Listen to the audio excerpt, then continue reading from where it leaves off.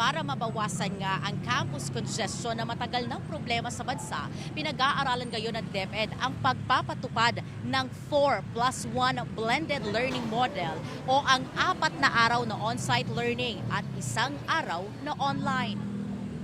Problema pa rin sa mga eskwelahan sa bansa ang kakulangan ng mga silid-aralan. Ayon sa Department of Education o DepEd, nasa 165,000 ang classroom deficit sa buong bansa. Bilang tugon, isinusulong ng DepEd ang multi-channel o strategic roadmap para sa mas mabilis at transparent na konstruksyon ng mga paaralan, katuwang ang mga lokal na pamahalaan. Isa rin sa mga plano ng DepEd para matugunan ang problema sa siksikan sa mga silid-aralan, ang 4+1 blended learning model. Ibig sabihin nito, 4 na araw na on-site learning at 1 araw na online. Iba-iba ang reaksyon ng ilang magulang sa planong yan. Nahirapan po yung ibang bata sa online, ma'am. Lalo na po yung wala pong internet, yung iba hindi po nakapag-load, walang load, walang cellphone.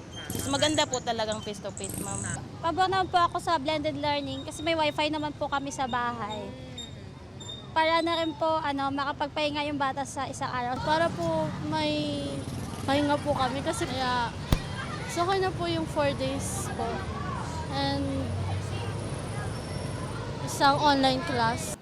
Plano rin ng DepEd na i-expand ang voucher program para sa mga incoming senior high school student na papasok sa private schools. Nito lang Lunes, pinirmahan ng DepEd at League of Municipalities of the Philippines o LMP ang isang Memorandum of Understanding para sa nationwide classroom building acceleration sa bansa.